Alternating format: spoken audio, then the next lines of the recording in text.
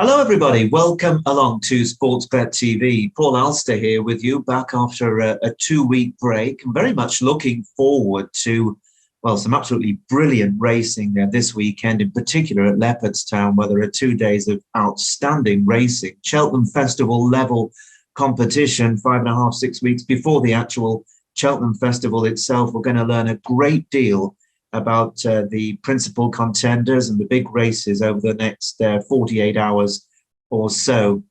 If you're discovering this for the first time, well, welcome along to Sportsbet. My name is Paul Alster. I'm a racing journalist and broadcaster. I've been involved in the game for over 35 years. And I'm always looking for big prized horses, or at the very least, a proper each-way bet. And that's been the key to our success overall over the last 18 months, where the service has shown regular long-term profits. Now, do press the subscribe button if you're new to the service. Regular viewers will know that I try and put up 4 selections, and that's what I'm doing for this bulletin, recorded on Friday lunchtime. And I'll have 3 selections for Saturday and 1 for Sunday.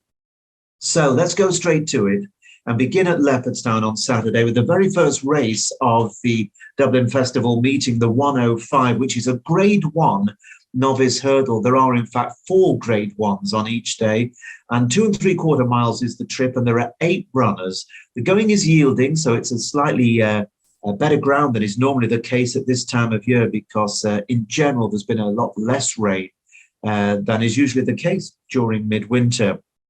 Well, we do have some really interesting runners in this race. Henry de Bromhead's Grand Jury, Hollow Games, and What Do You Want? They were 2nd, 3rd and 5th respectively last time out in a Grade 1 in early January at Naas, over 2.5 miles behind Ginto, who of course is the anti-post favourite now for the Albert Bartlett Novices Hurdle at the Cheltenham Festival next month.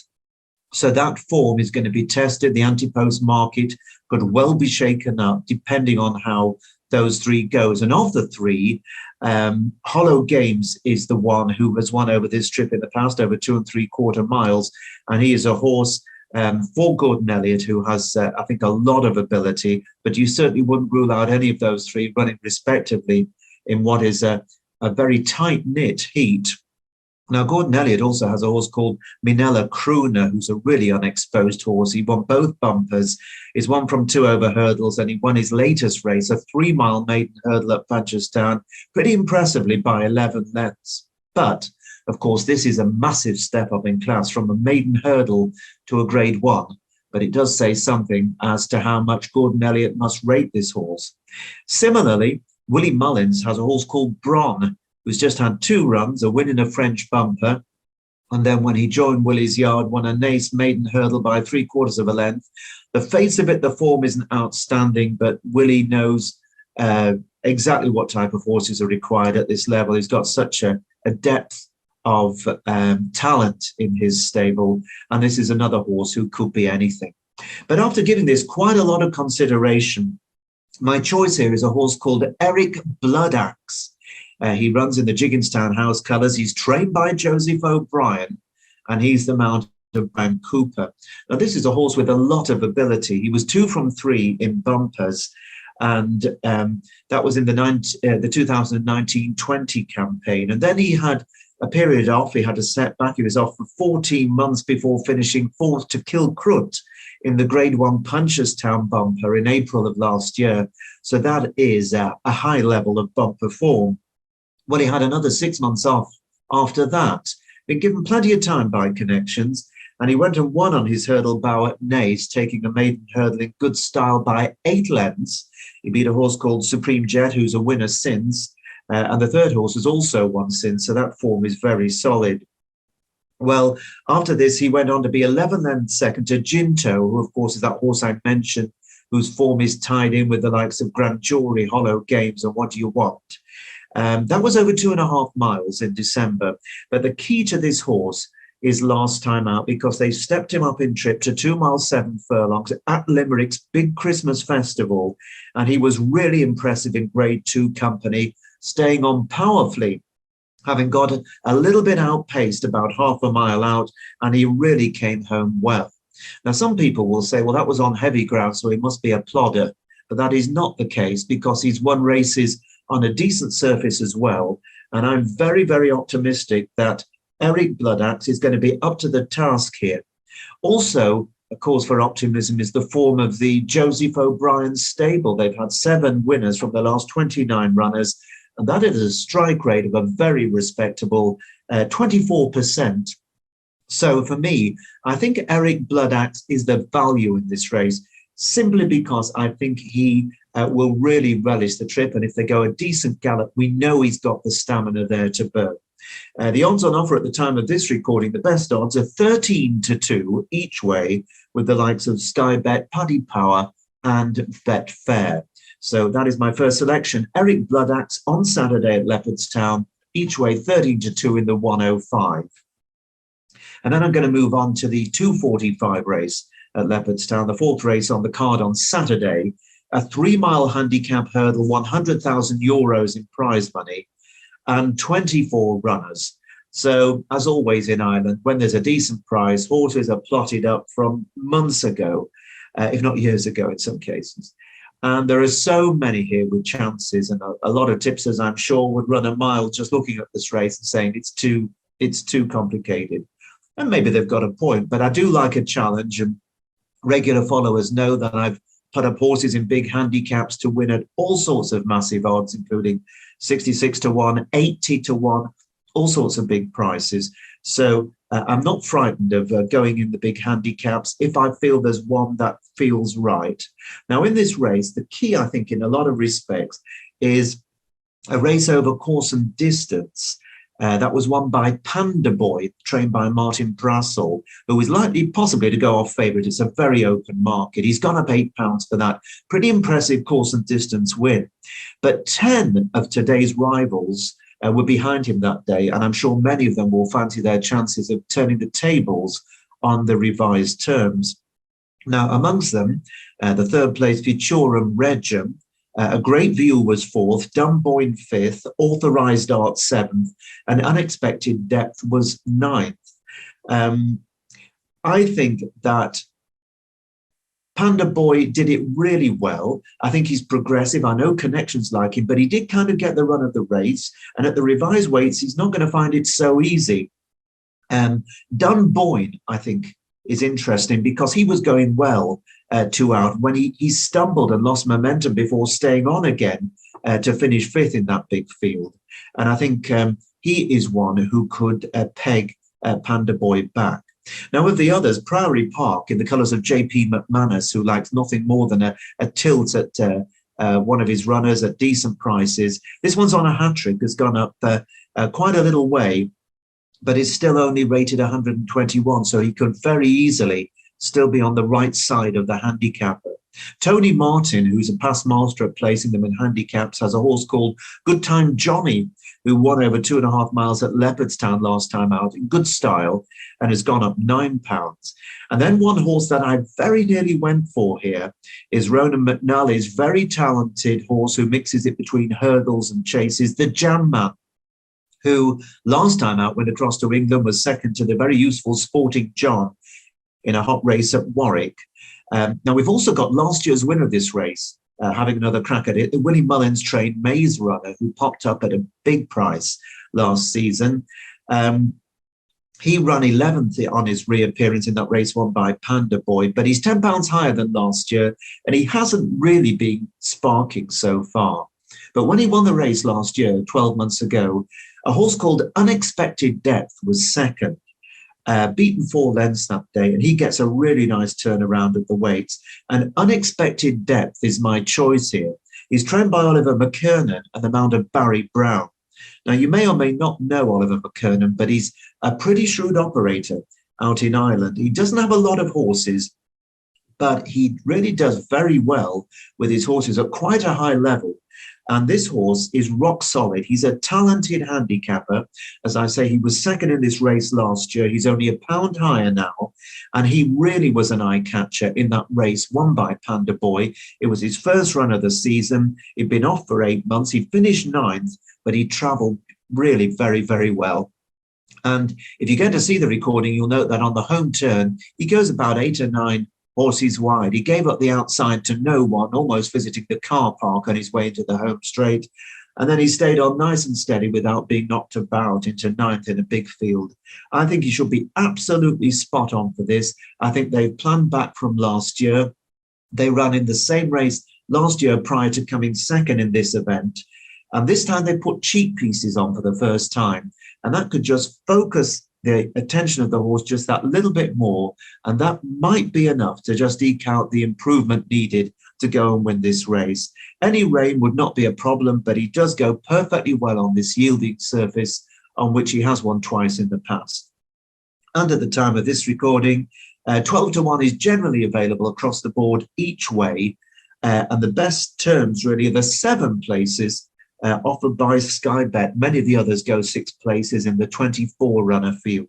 So my choice, Unexpected Death for Oliver McKernan and Barry Brown at Leopardstown Saturday in the 2:45. Now, my only selection in Britain this weekend is at Sandown in the 2:55. And just to say that once again, so many small fields across the British tracks at Sandown, Wetherby and Musselburgh. It is really disappointing. It doesn't mean there's not going to be some very good racing, but for those of us that like to have a bet at a decent price each way, it really does limit your opportunities. And to be honest, there was only the one race that I thought I could really fancy one in at a half decent price. And that is the Sandown 2:55. You just wonder where all the British runners have gone. It really is becoming a bit of a concern. This race is nearly over 3 miles, 2 miles, 7.5 furlongs, 18 go to post, good to soft ground. It's a grade 3 handicap hurdle. And last time I looked, they were betting 13 to 2 the field, which really tells its own story. It could be quite a lottery. Now, a fascinating top weight here is the ex-French JP McManus owned Easy's Land, who makes its debut for John Joe O'Neill and is a really high-class cross-country performer. He's only had the one run in the last 16 months, and that was when second to Tiger Roll at the Cheltenham Festival last March in the cross-country race when he was rated 167. And now here he is turning up over hurdles, first time for John Joe, off a £17 lower mark. He could be very interesting, and at 33 to 1 is one I suggest you maybe do have a think about in this race, especially if there's a little bit of money around in the market for him. Of the rest, I'm not going to go through them all, but Emma Lavell's Clara is pretty solid and was a good third last time out at Wincanton. Dolphin Square has given his rider, Dave Maxwell, a few thrills of late. He's on a hat-trick now after wins at Newbury and Cheltenham, but he's gone up £10 in all. Really determined, honest sort. The Irish raider, Born Patriot for Peter Fahey, by no means out of it. He was second at Cheltenham when last seen in October. And then we've got Call Me Lord and Don Levant, who both ran very well to be third and fifth respectively in the Lanzarote hurdle last time out. While Green Book, he was hampered and unseated rider in the same race at the second flight. He'd previously been very progressive for Venetia Williams. And Nigel Twiston-Davies has a horse called Beau Port, who is a very progressive horse and was only beaten half a length by Dashel Drasher at Newbury last time out and has only gone up £2. So a number of horses there, all of whom, if they were to win, you'd say, well, the form's there in the book, and it's no surprise that they were able to cross the line in front. But after having had a look at this race, and when I do look at the races, I start off by not looking at the odds. That's how I've often come up with very big prices, because I'm not going down in market order. I'm just going through it in race card order and then coming up with the one I think I fancy and then seeing what price it is. Well, that's just what I've done on this occasion as usual. And the horse that I like turns out to be one of those to the fore in the market as it happens. And his name is Ree Ocker. He's trained by Harry Fry and is the mount of Sean Bowen. And this horse really is a dark horse. He's only had 3 runs under rules, having won a point-to-point, after which he was sold for 60,000 quid. He finished second on his debut in Britain for Harry Fry, his first run for the yard at Aintree in October, over 2.5 miles.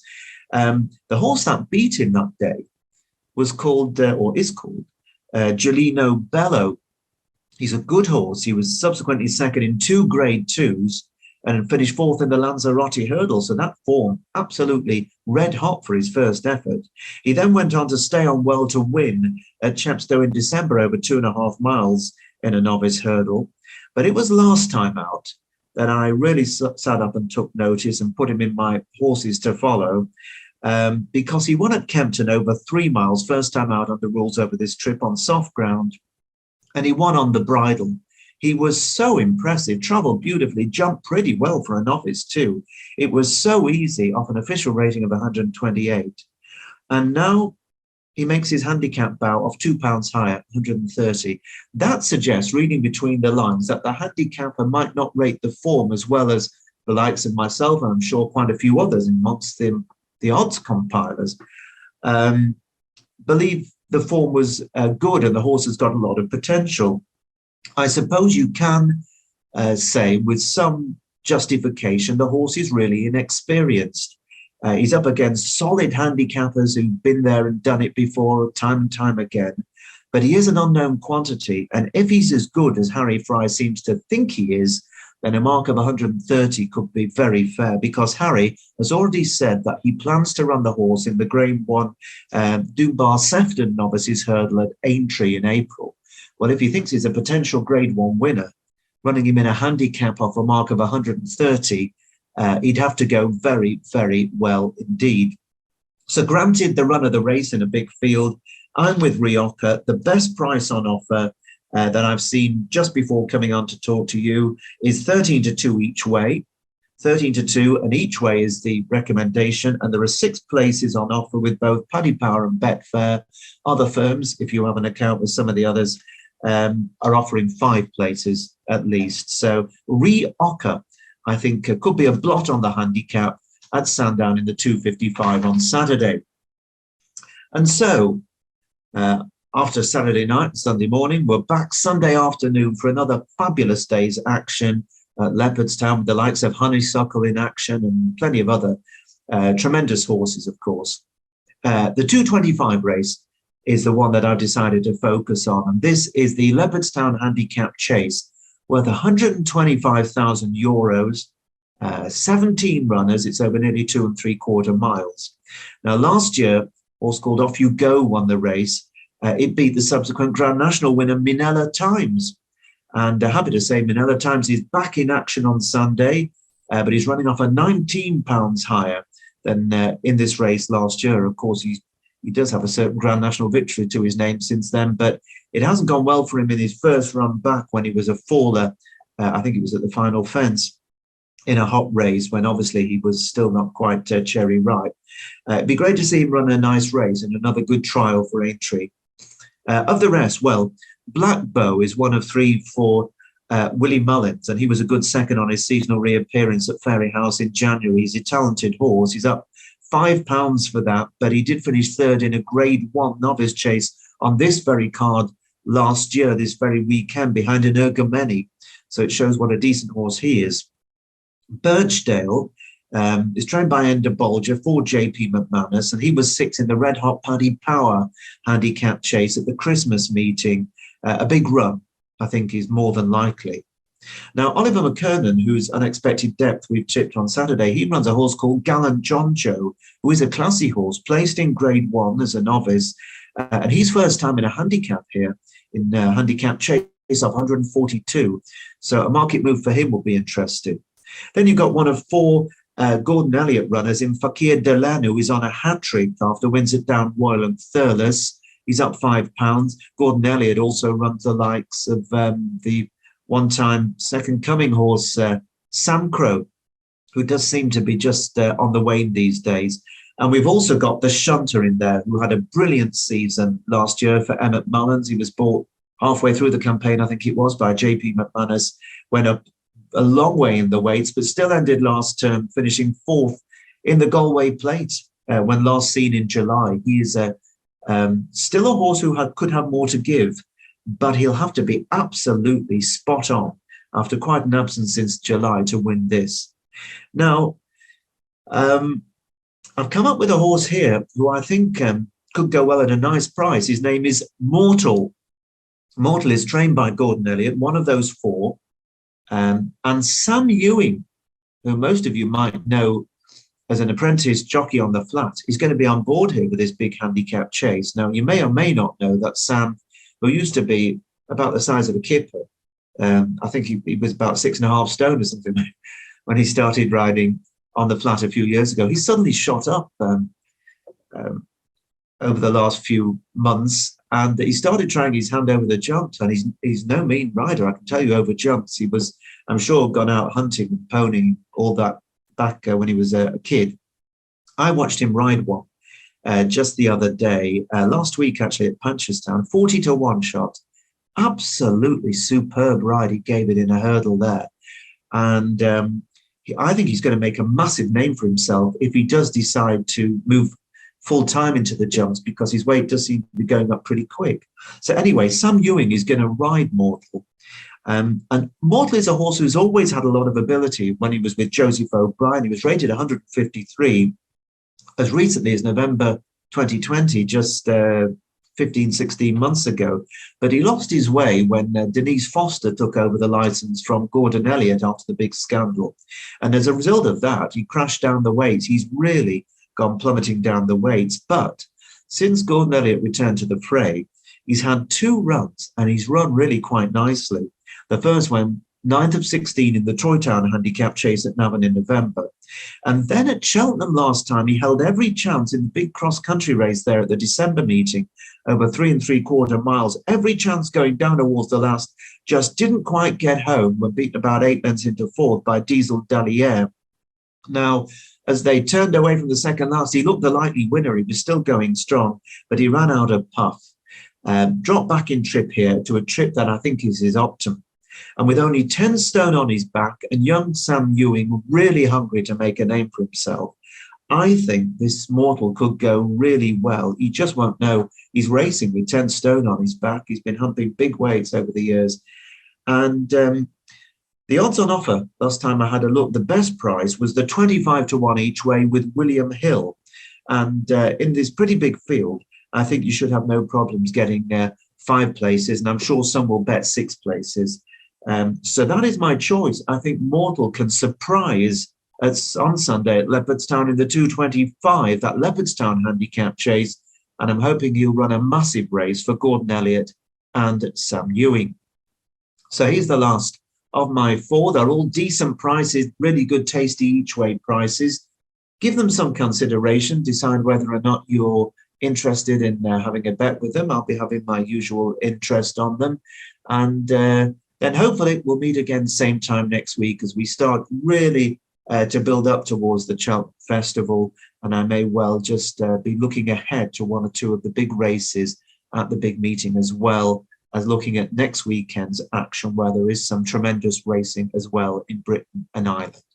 But for now, from me, Paul Alster, here at Sportsbet, it's a very good afternoon to you. Enjoy your racing. Have a wonderful weekend. I'll be back same time next week. Bye-bye for now.